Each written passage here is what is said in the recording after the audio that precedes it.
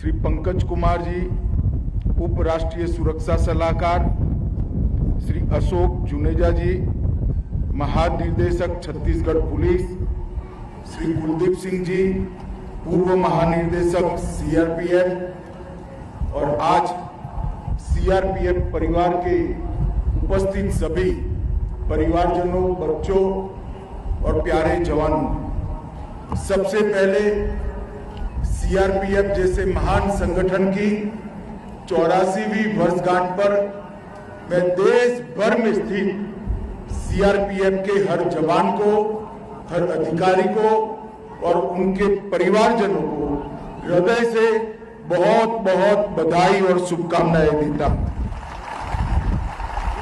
आज मैं जब 84वें स्थापना दिन के दिन बस्तर में यहां खड़ा होकर आप लोगों के बीच बोल रहा हूं, उस वक्त सीआरपीएफ के स्वर्णिम इतिहास को लिखते लिखते 2249 जवान वीर गति को प्राप्त हुए।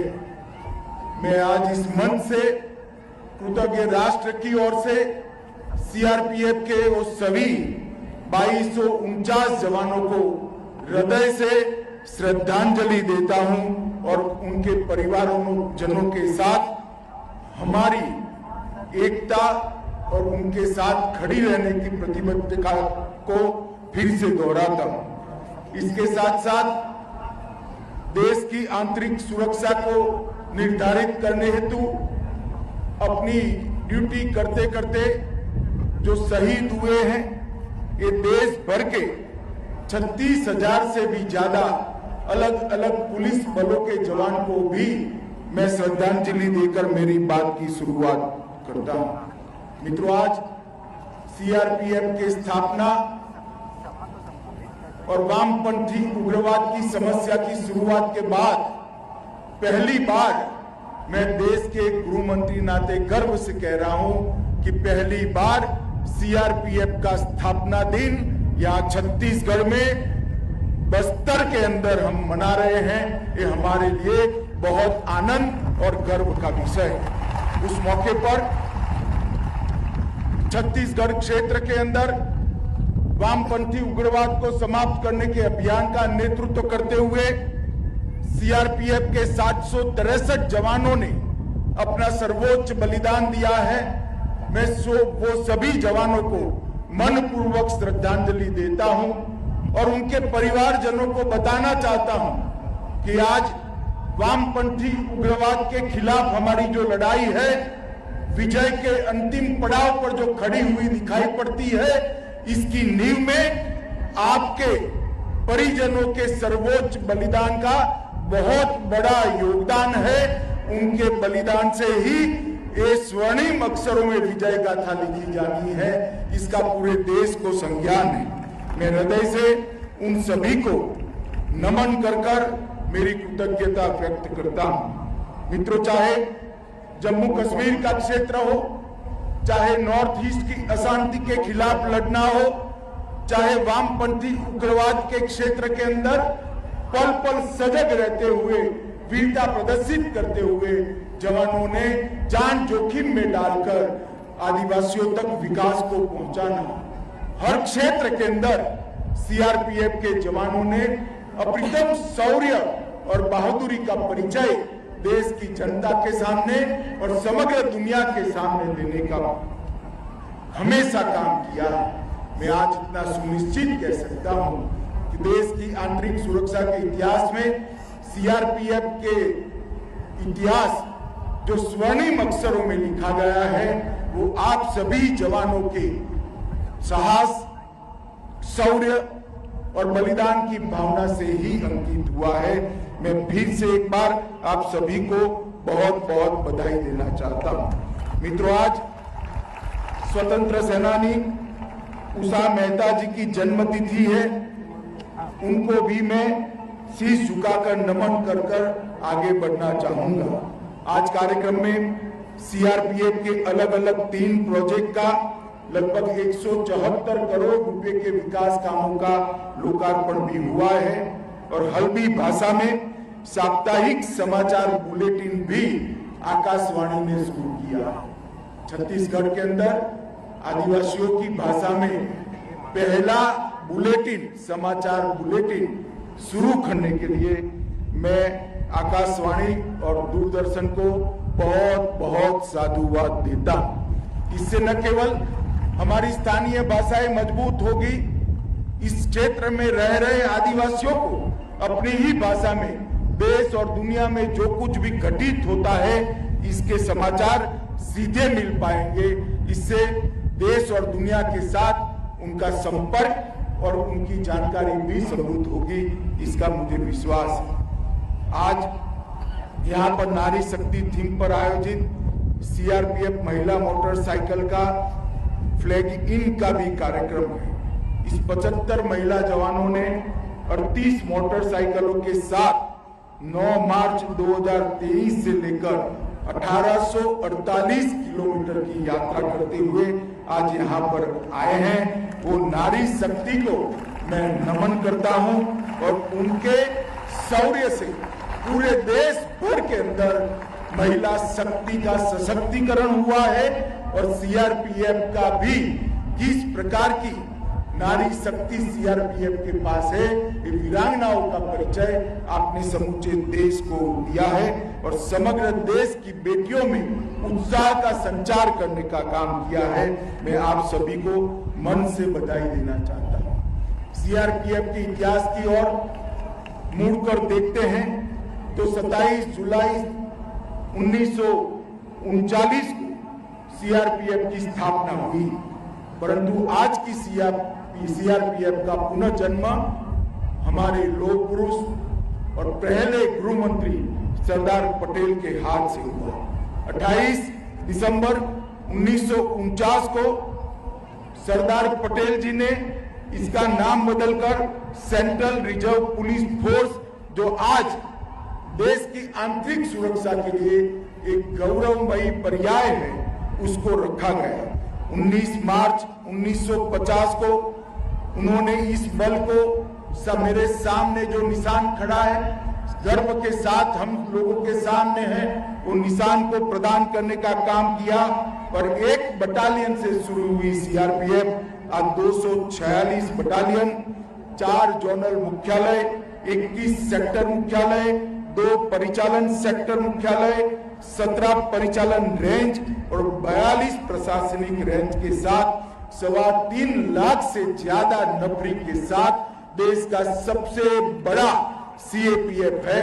इसका हम सभी को गौरव है। मैं हमेशा आज सीआरपीएफ के जवानों को कहना चाहता हूं कि मैं हमेशा भी देश के किसी भी कोने में उपस्थित होता हूं और किसी अप्रिय घटना का समाचार आता है और साथ में ही जब आता है कि वहां पर सीआरपीएफ पहुंच रही है तो मैं निश्चिंतता के साथ अपने आगे के कार्यक्रम को चालू रखता हूं, क्योंकि मुझे भरोसा है कि एक बार सीआरपीएफ वहां पहुंचने के बाद गलत मंसूबे वाले सारे लोगों को नसीहत करे बगैर सीआरपीएफ का जवान वापिस नहीं लौट सकता। ये भरोसा पूरे देश की जनता को, और मैं आज देश की जनता की ओर से आप सभी को ये बताना चाहता हूं कि आंतरिक शांति और आंतरिक सलामती, ये दोनों के लिए देश की जनता का संपूर्ण भरोसा इस बल पर है और वो आपके साहस और शौर्य के आधार पर ही निर्मित हुआ है।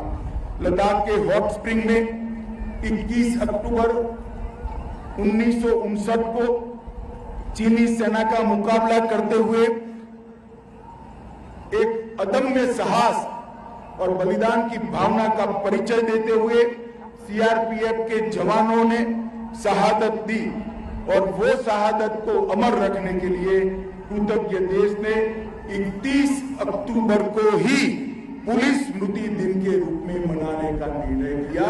वो सीआरपीएफ और देश के गृह मंत्री दोनों के लिए बहुत गौरव का विषय है और आज नरेंद्र मोदी जी ने चाणक्यपुरी में भव्य राष्ट्रीय पुलिस स्मारक बनाकर हर 21 अक्टूबर को वहां शहीद पुलिस के जवानों को श्रद्धांजलि देने का कार्यक्रम और पूरे वर्ष देश भर के स्कूली बच्चों को देश भर में शहीद हुए वीर जवानों का परिचय कराने का एक स्मारक बनाया है, वो हम सब के लिए गर्व का विषय है।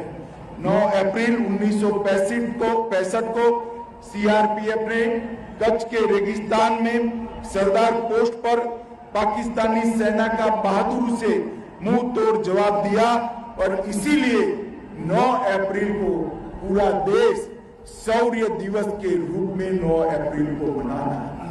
पुलिस दिन और शौर्य दिन दोनों सीआरपीएफ के अकाउंट में ही जमा हुए हैं। ये इस बल की बहुत बड़ी उपलब्धि। लोकतंत्र तभी जीवित रह सकता है जब इसकी सुरक्षा समर्पित तरीके से की जाए।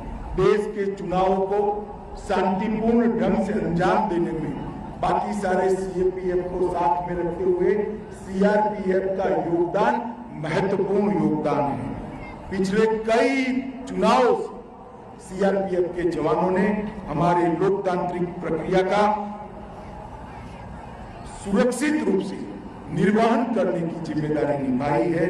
ये पूरा देश इसको बड़ी विनम्रता के साथ इसको देख रहा है। मित्रों, लोकतंत्र के मंदिर संसद भवन, श्री राम जन्मभूमि अयोध्या, ये दोनों पर हुए आतंकी हमले को भी सीआरपीएफ के जवानों ने ही निरस्त किया और लोकतंत्र की सबसे बड़ी पंचायत हमारे गौरव संसद भवन को सुरक्षित रखने का काम भी सीआरपीएफ ने ही किया। बल द्वारा साइबरबाइट नाम की मासिक पत्रिका वेबसाइट पर प्रकाशित की जा रही है। वो साइबर सुरक्षा पर जागरूकता बढ़ाने के लिए सभी संगठनों को प्रेरणा दे रही है। 2022 से सीआरपीएफ में सॉफ्टवेयर आधारित स्थानांतर प्रणाली संतोष को भी लागू कर दिया है, जिससे ढेर सारे जवानों को जो अन्याय होता था नेग्लिजेंसी के कारण, वो अन्याय का निवारण हम टेक्नोलॉजी के आधार पर कर पाए। तो आज जब मैं बस्तर में खड़ा रहकर बोल रहा हूं, तब मैं इतना जरूर बताना चाहता हूं कि हमने, हमारे सुरक्षा बलों ने वामपंथी उग्रवाद के खिलाफ विगत 9 सालों में एक मजबूत लड़ाई लड़ी और हर मोर्चे पर हमने विजय हासिल। उनको पीछे धकेलने में तो सफलता प्राप्त की ही है, परंतु साथ साथ जो वामपंथी उग्रवादी आदिवासियों के विकास के बीच में रोड़ा बने, न स्कूल वहां पहुंचती थी, न दूरसंचार वहां पहुंचता था, मोबाइल टावर नहीं बनते थे, रोड नहीं पहुंचते थे, सस्ते अनाज की दुकानें नहीं पहुंचती थी, फ्री ऑफ कॉस्ट चावल नहीं पहुंचता था, अस्पतालें नहीं बनती थी, स्कूलें नहीं बनती थी, कॉलेज का सवाल ही खड़ा नहीं होता था। ये सभी विकास कार्यों के आगे से विघ्न हटाने का काम और उसका यश किसी एक बल को जाता है, तो मैं देश के गृह मंत्री के नाते इसका संपूर्ण यश सीआरपीएफ के बहादुर जवानों को देना चाहता हूं। जहां जहां समस्या है वहां के स्थानिक पुलिस को साथ में रखा, उनकी भी हौसला अफजाई की। स्थानिक पुलिस में से वीर जवानों को जोड़कर एक अभेद शक्ति का निर्माण किया और सामंजस्य के साथ स्थानिक पुलिस को साथ में रखते हुए सीआरपीएफ ने अपने संगठन कौशल का भी परिचय दिया। और आज हम यहाँ पर शान से खड़े होकर 84वीं वर्षगांठ मना रहे थे, वो उसी का परिणाम है कि आपने स्थानीय पुलिस को साथ में रखते हुए इन क्षेत्र के अंदर शांति की स्थापना के लिए आपकी वीरता से विजय के झंडे गड़े। वामपंथी उग्रवाद संबंधित हिंसाओं को 2010 के उच्चतम स्तर से नाम ले तो 76% की कटौती और घटने की घटना हम देख रहे हैं। 2010 के मुकाबले में जान गंवाने वालों में लगभग 78% की कटौती नजर में आती है। ये वामपंथी उग्रवादी अंतर्राज्यीय सीमाओं का लाभ न उठा पाए, इसलिए सीआरपीएफ ने जॉइंट टास्क फोर्स भी अलग अलग राज्यों की पुलिस के साथ रचा। न केवल जॉइंट टास्क फोर्स रचा, जॉइंट कैंप्स भी बनाए और ट्राई जंक्शन पर अच्छे तरीके से सुरक्षा को प्रस्तावित करने का काम किया है। मैं आज यहाँ पर खड़ा हूं, तब मैं ये बात जरूर बताना चाहूंगा देश की जनता को, इस परेड के माध्यम से बूढ़ा पहाड़ और चक्रबंधा और पारसनाथ, ये ट्राई जंक्शन को आज पूर्णतया वामपंथी उग्रवाद से मुक्त कर देश की मुख्य धारा में लाने का काम समाप्त हो चुका।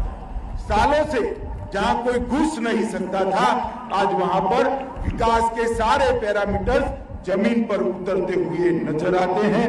बिहार में और झारखंड में सुरक्षा का वैक्यूम समाप्ति की ओर है। ये हमारे सीआरपीएफ के वीर जवान और पुलिस के संयुक्त पराक्रम के कारण ही हो चुका है। वामपंथी उग्रवादियों की फंडिंग को, स्रोत को रोकने के लिए एनआईए और ईडी द्वारा भी अनेक प्रकार के केस दर्ज कर हम कठोर कार्यवाही कर रहे हैं। हमारी सरकार ने विकास की जो गंगा बहाई है, वो अब वामपंथी उग्रवादी क्षेत्रों के अंदर बेरोक टोक पहुंच रही है। विकास के लिए स्वीकृत 70,000 किलोमीटर सड़क में से 11,000 किलोमीटर सड़क बनना समाप्त हो चुका है। 2343 मोबाइल टावर लग चुके हैं, उसको 4G में कन्वर्ट किया जा रहा है। एकलव्य स्कूल को प्रायोरिटी एरिया में खोलने का काम बेरोक टोक चल रहा है। 1258 बैंकों की ब्रांच केवल 5 साल में खोली गई है। 1348 एटीएम खोले गए हैं। स्किल डेवलपमेंट स्कीम के तहत 47 ITI और 68 SDCS स्किल डेवलपमेंट सेंटर्स खोलने का काम भी पूरा हो चुका है। ये बहुत बड़ा विकास का बयान इस क्षेत्र के अंदर भारत सरकार, सीआरपीएफ और लोकल पुलिस का जो संयुक्त प्रयास है, इसके कारण हम लाज हैं।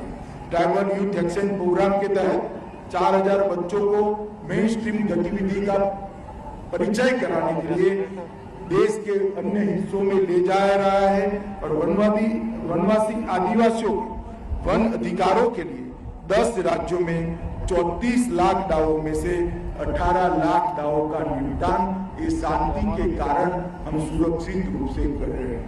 सीआरपीएफ जवान के लिए कल्याण के लिए भारत सरकार ने ढेर सारे कदम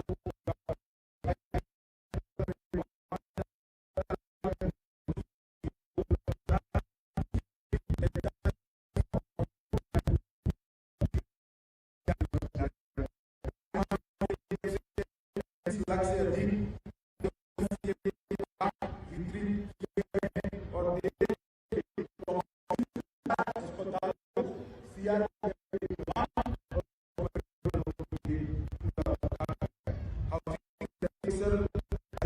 देशों को बढ़ाने के लिए लगभग बन चुके हैं और 22,500 के लिए बनाने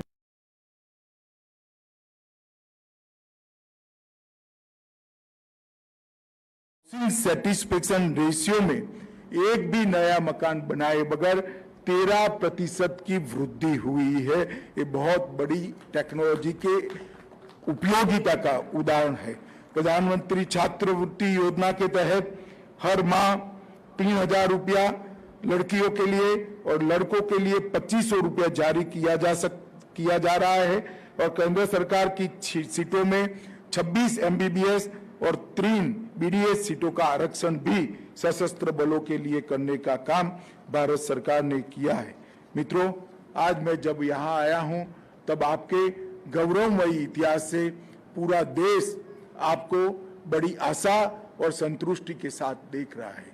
मैं सीआरपीएफ के जवानों को यही कहना चाहता हूँ कि प्रधानमंत्री जी के नेतृत्व में केंद्र सरकार आपके हर दुख के अंदर, आपकी हर सुविधा के अंदर उसको कम करने के लिए आपके साथ खड़ी है। देश की जनता गर्व के साथ, संतोष के साथ और आशा के साथ देश की आंतरिक सुरक्षा के लिए आपके सामने आस लगाकर देख रही है।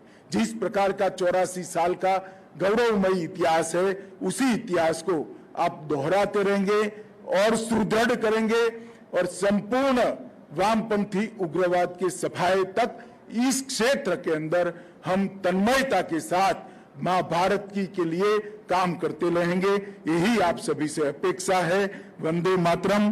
भारत माता की जय।